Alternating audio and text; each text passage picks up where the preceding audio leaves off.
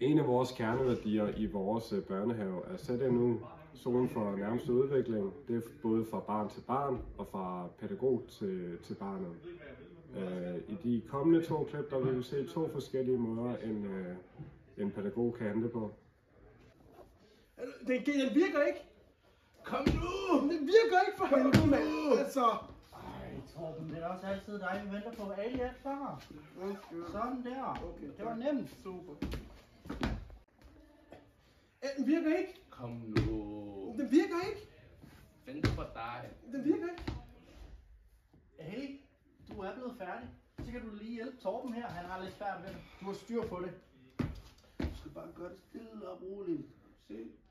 Sådan der. Tak. Godt arbejde. Lad os komme ud. Yes. Ja, tak.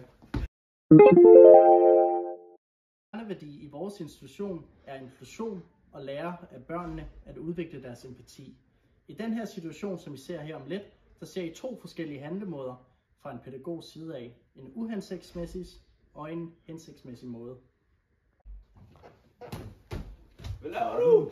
Torben, det er altså ikke i orden at aflevere hånden til dig. Det er altid dig. Det er altid dig. Torben, det er altså... Torben, det er ikke i orden. Kan I ikke begge 2 spille på bolden? Jo.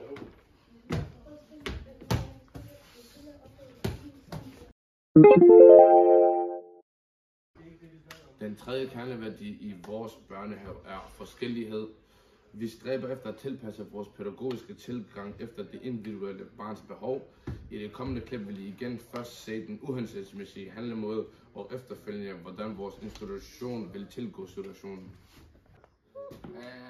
Du leger med dukker, du er en dreng. Jeg skyder den. Hey, gutter.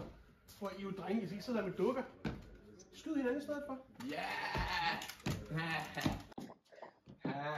Du leger med dukker, du er en dreng. Ali, lad ham dog være. Hvis han er så sidder der med dukker, så lad ham være med dukker.